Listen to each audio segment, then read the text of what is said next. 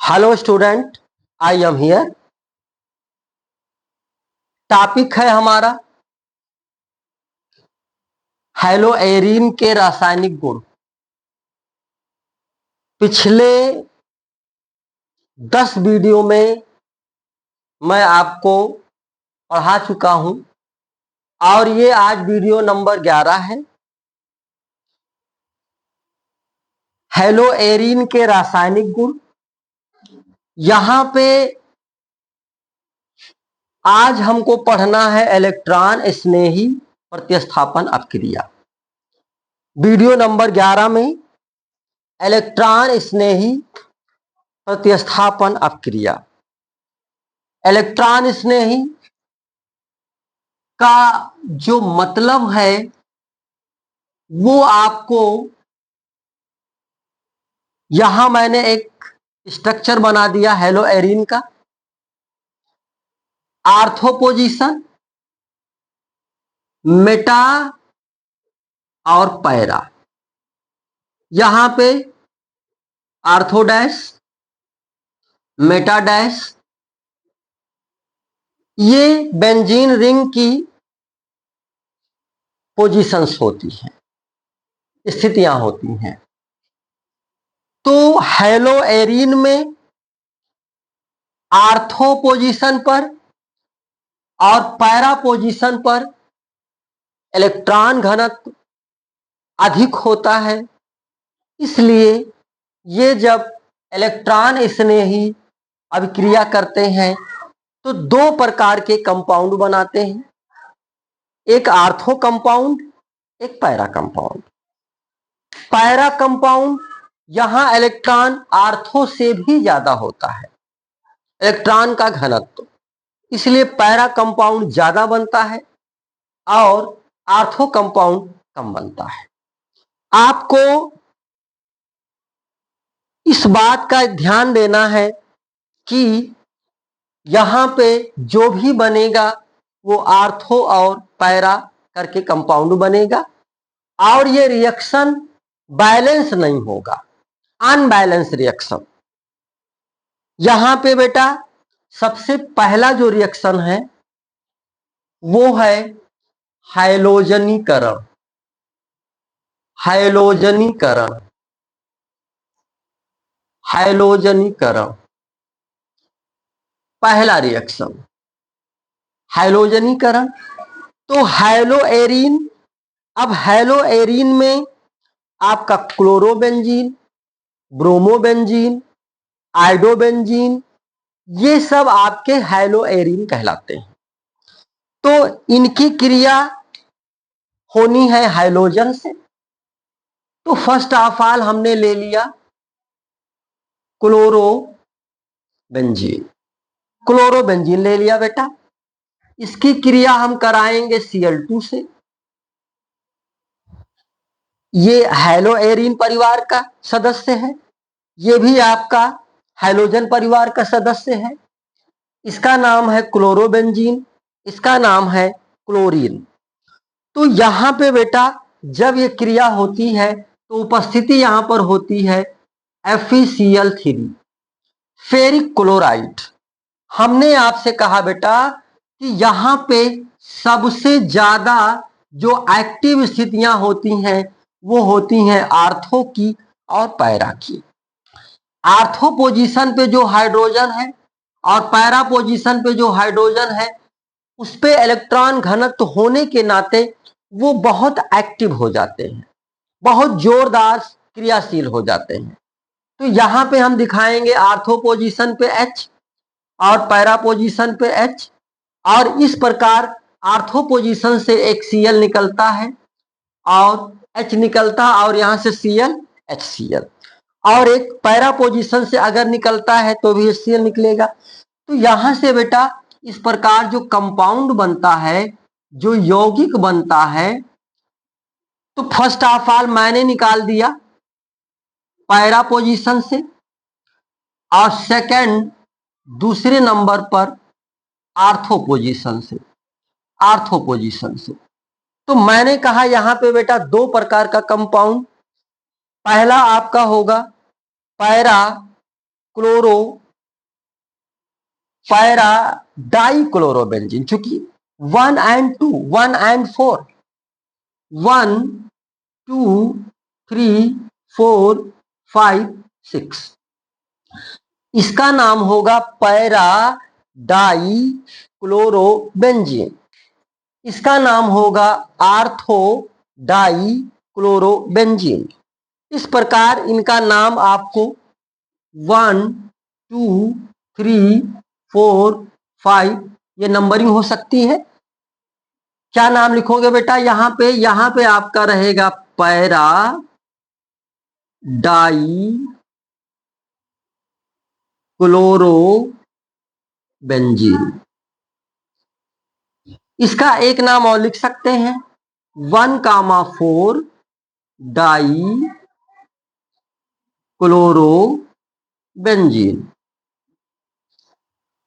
दूसरा कंपाउंड आप देख रहे हैं, इसका मैंने नाम दिया आर्थो डाई क्लोरोबेंजीन,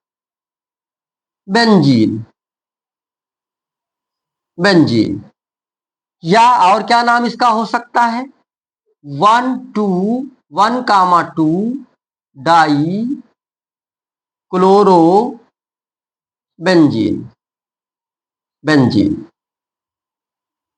तो जब हैलोएरिन या क्लोरोबेंजीन क्लोरीन से क्रिया करता है तो दो प्रकार के कंपाउंड बनते हैं, एक पैरा डाइक्लोरोबेंजीन और एक आर्थो डाइक्लोरोबेंजीन, दो प्रकार का कंपाउंड बनता है। मैंने आपसे कहा कि पैरा वाला ये ज्यादा बनता है, ये अधिक मात्रा में बनता है, और ये वाला ये कंपाउंड कम मात्रा में बनता है। तो जब हाइड्रोजन किसी कंपाउंड से क्रिया करेगा तो इसको क्या बोलोगे? हाइड्रोजनीकरण। इसको बेटा आपको याद रखना है कि इसे हम बोलेंगे हाइड्रोजनीकरण। और अब जो नंबर 2 जो अब क्रिया है दूसरे नंबर पे आ रही है कि भाई आपको सल्फोनीकरण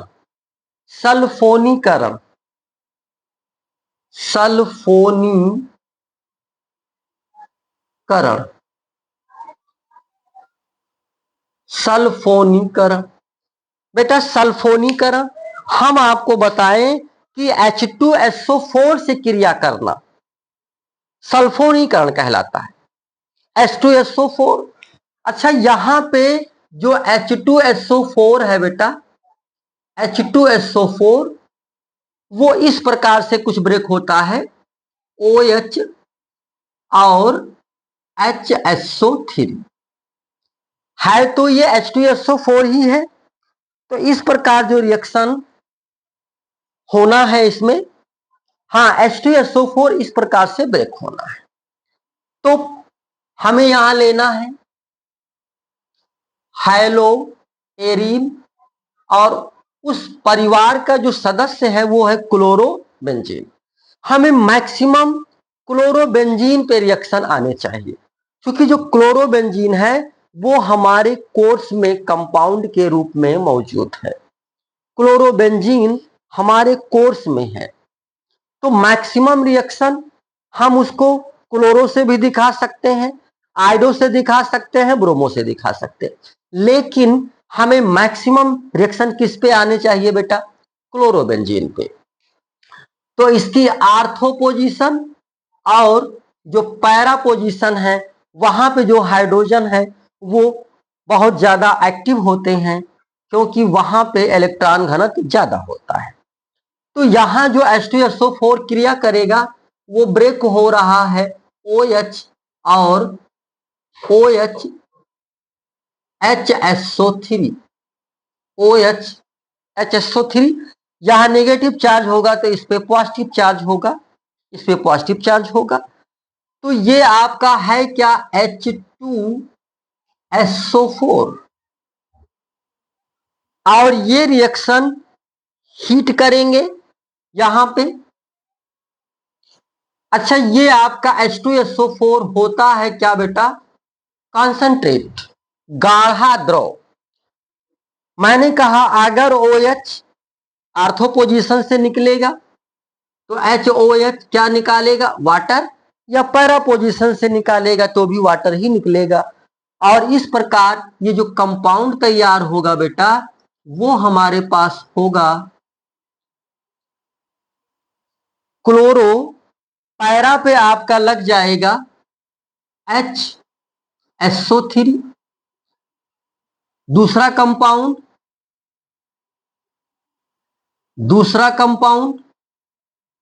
HSO3।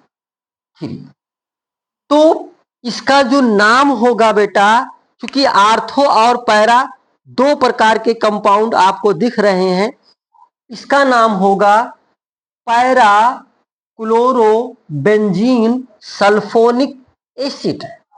क्योंकि ये अम्ल है, H2SO4 क्या है बेटा, अम्ल है। H2SO4 क्या है, अम्ल है।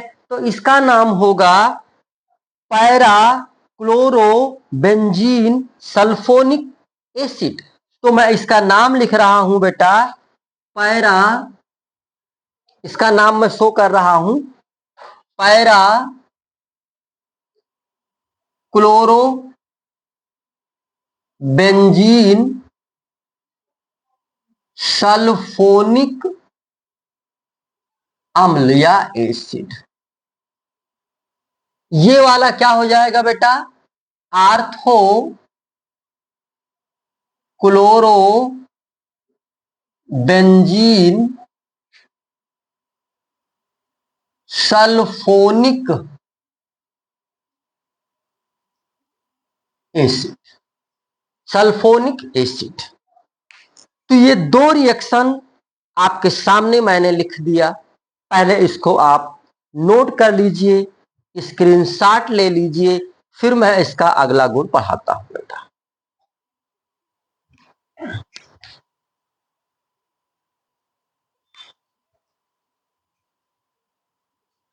ले लिया बेटा स्क्रीनशॉट। अगला जो रिएक्शन है वो है बेटा फ्रीडल क्राफ्ट अभिक्रिया। और फ्रीडल क्राफ्ट अभिक्रिया में दो अभिक्रिया है बेटा, एक एल्कलीकरण और दूसरा एसिटिलीकरण, या उसी को बोलते हैं एसिलीकरण। तो पहला जो रिएक्शन है बेटा वो हमारा है एल्किलीकरण। अब एल्किलीकरण में जब बेंजीन रिंग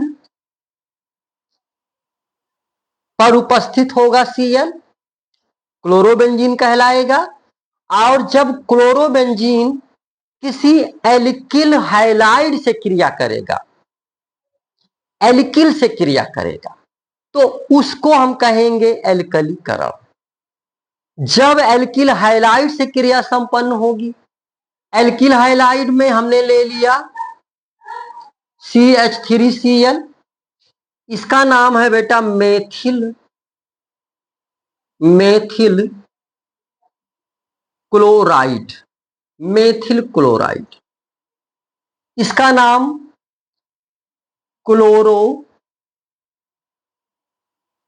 क्लोरोबेंजीन। इसकी दो पोजीशंस, आर्थो पोजीशन और यहां पे पैरा पोजीशन एक्टिव है, पैरा पोजीशंस। तो ये मैं यहां लिख दे रहा हूं H को। दोनों पोजीशंस एक्टिव होने के नाते दो प्रकार का कंपाउंड बनता है।